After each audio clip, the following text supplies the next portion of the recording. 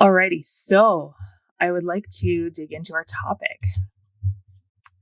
And today I decided to talk about, um, really to talk about foreshadowing, or how I like to think of it is tracking elements, different story elements, in order to create that surprising but inevitable conclusion. And really, we're talking about the climax. The climax is this really it's such a fun moment in a story, but it can be hard to get it right because essentially you've got all of these plot lines and then they just come to a single point, like they just snap together at the climax. And again, especially if you've done it right, because the climax is where everything should come together. You don't really want to be having like a running climax where this story concludes and then never gets spoken of again, and this story concludes and never gets spoken of again. You really want it to look like, um, you know, major crisis. They get up to, they get up to the refusal moment where they say, "I just can't do this anymore," and they come up with a new plan. So that's the climax and the really the flip point for that internal story, for the internal belief shift that needs to happen. From there, they make a new plan. They start to execute the plan. There's usually some sort of twist that's going to force them to regroup, kind of recommit, and really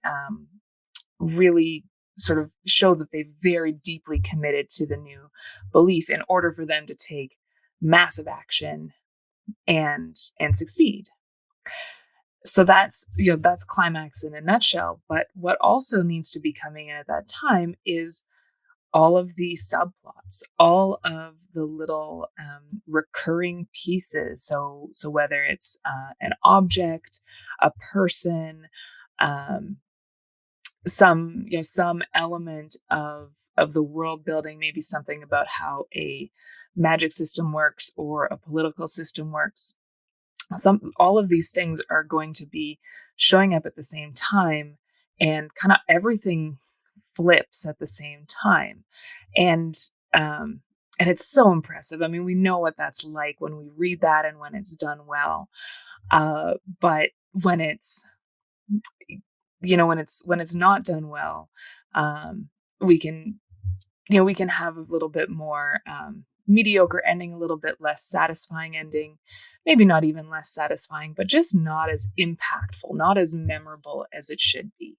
And what we always want to be creating is that kind of like holy wow moment for our readers. We want to really not just satisfy them, but excite them and really keep them thinking about that climax for a period of time after, so that they go on and buy the next book, right? That's the whole name of the game. So the question is, how do you do that? And it's not magic. You can backwards engineer this pretty easily, and you can backwards engineer the surprise into it as well. And for me, of course, I've been preparing the plotting workshop this week, which is going to be happening next weekend. And have really been thinking about how do we build a plot? How do we build everything so that it coalesces together? And how can you do it in a simple, straightforward manner?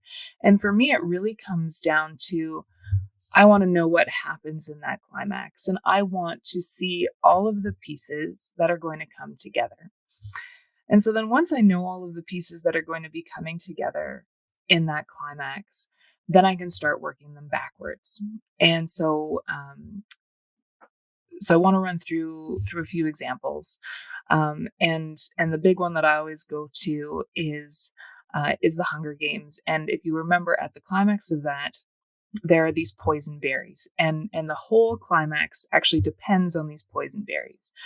And so the poison berries are a recurring element. They don't have, they're an object. They don't have a plot of their own. They're not a subplot, but they are this thing that shows up repeatedly.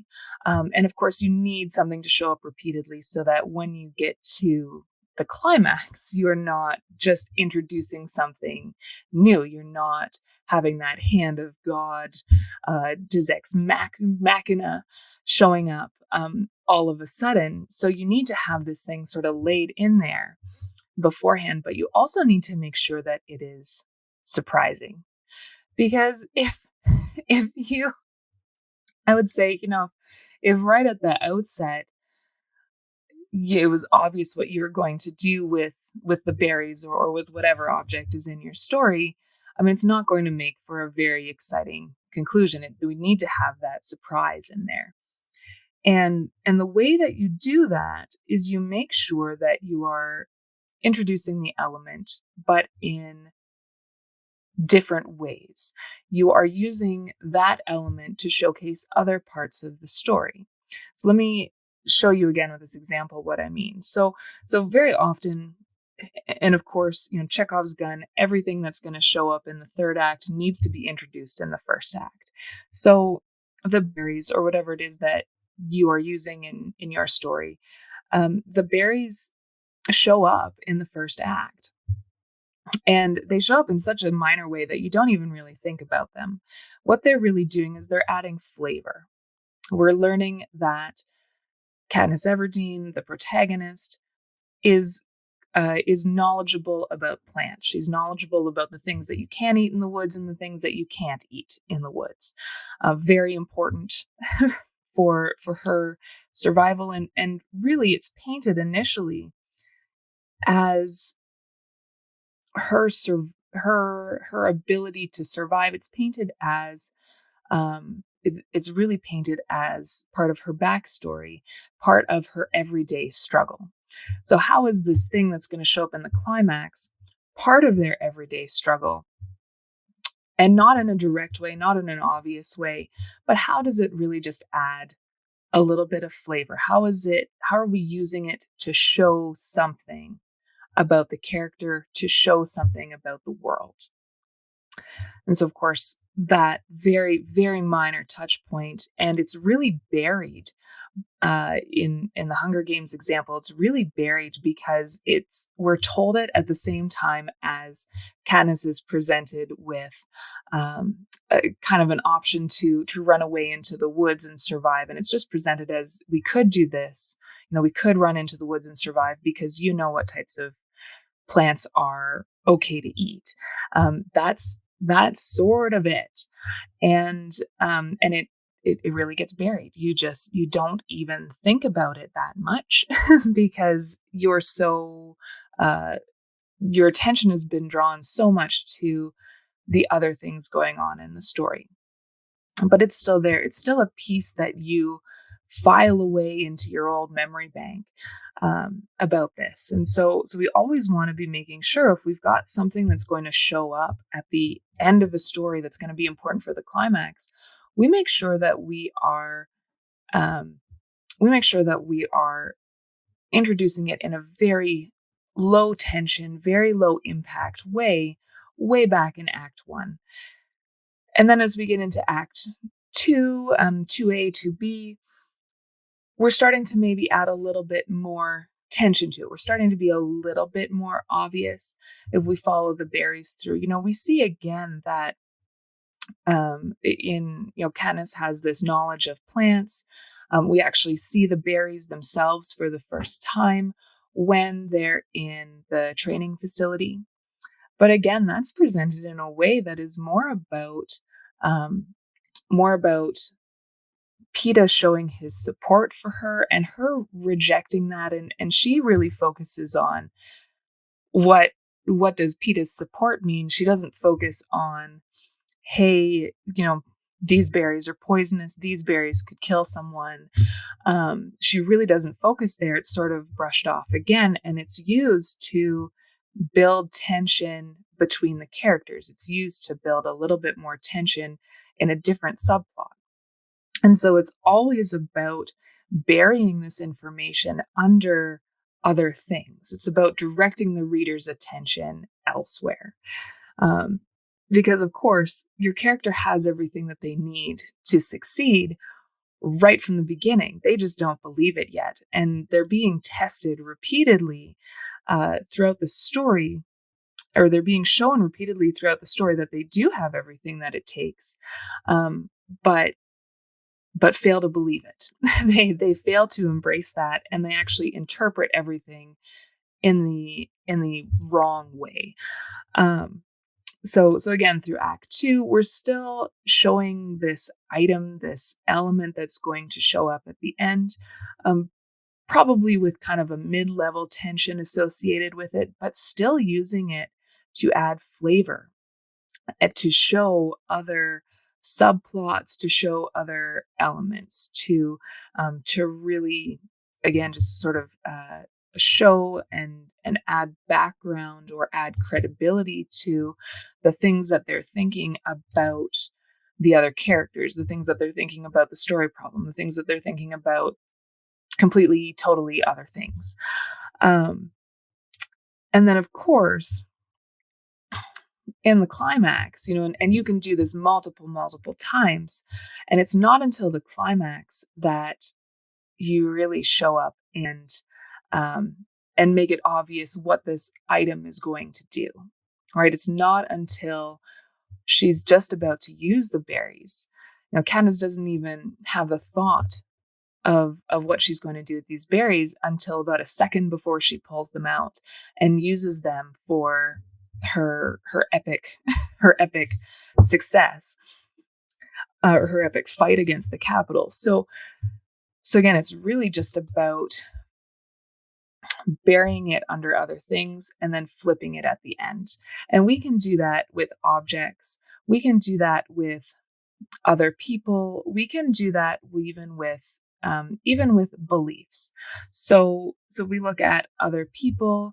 Um, what example do I want to use here?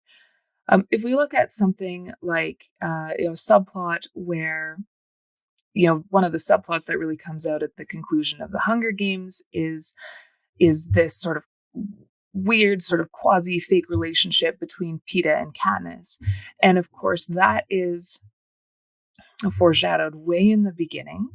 Of course, we've got Peeta who shows up as the second tribute, again right at the beginning. I can't even remember if maybe she thinks something about the baker before. If she thinks something about the baker during the setup, even before then. But Peeta all of a sudden is there, and then they have the interviews, and she's mad at him for telling everyone that he has this crush on her. And so the focus is not on the relationship. The focus is on her anger at him and what she interprets it to mean. The focus continues to be on really Katniss's thoughts, the way that Katniss interprets things. It really is drawing the reader's attention to very different things, up until the very end when we see how dedicated she is, how willing she is to put her life on the line to try to save Peeta as well. So we can use subplots like that where we're just redirecting the attention, redirecting what someone is, what a reader is interpreting out of something, and what a character is interpreting out of something, redirecting up until the very last minute when we show them the flip, we show them the truth of how it's going to be used. So again, objects, subplots. We can also have, if you've got something like an ensemble cast where you've got multiple people having their storylines. Often a minor character's storyline will wrap up before the big climax. But really what's happening is that they are, when their story wraps up, they have a change of heart. They have their own epiphany, their own belief shift. And that prepares them to show up the way that they need to in the climax. So for the main character, the main story, they're doing this and this and this, and they've got this problem happening at the climax, and they need to show up for it. And all of a sudden, they're surprised, or the reader is surprised that this maybe formerly stick in the mud character has had a change of heart and is there and is ready to fully take on the challenge, take on the adventure. And so we can do that as well. And that's a very interesting concept, because that subplot does wrap up earlier, but then the resolution really is seen in how that can build the actual, or how that can make them successful at the actual climax. So lots of things to think about with adding in subplots, adding in these recurring elements, and just being really aware when you are constructing your story idea and you're constructing your plot, recognizing, what is that climax? What is actually going to happen? And um, what elements need to be present in order for that to work. And from there, working backwards and building those subplots. And you're really asking yourself, how can this be used, or how can this either element or subplot be used to showcase other aspects of the story, which will then help you figure out how you're going to foreshadow it earlier in the story.